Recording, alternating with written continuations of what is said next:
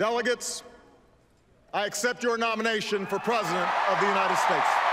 I accept your nomination for President of the United States. 2 conventions, 2 candidates, and 2 months left of campaigning. But there's only one job at the end of the road, and polls predict a tight race to get it. The Republican and Democratic conventions kicked up the fervor of party loyalists, like those who turned out to watch the president accept his nomination for re-election. It was great, fantastic, exactly what the American people wanted to hear. And that's why we're going to re-elect President Obama 4 more years.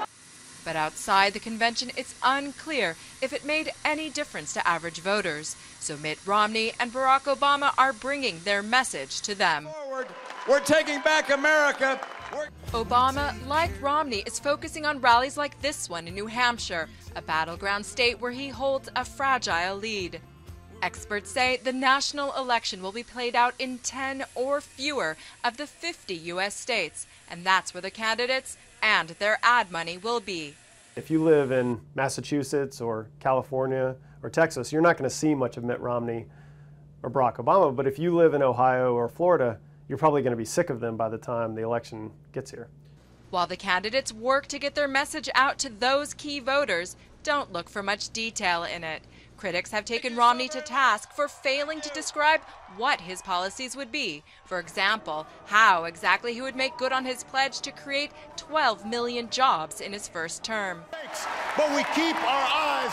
As with Obama's convention speech, rhetorical flourish may win out over substance in the final stretch of the campaign. I think the candidates are going to keep their rhetoric at some level of abstraction, because in many ways what they've learned is that that's what seems to move voters, not really specific policy prescriptions.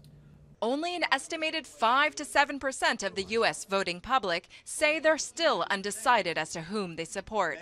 Everybody else already has a favorite. The question is whether they will be committed enough to him to show up at the polls come November 6th.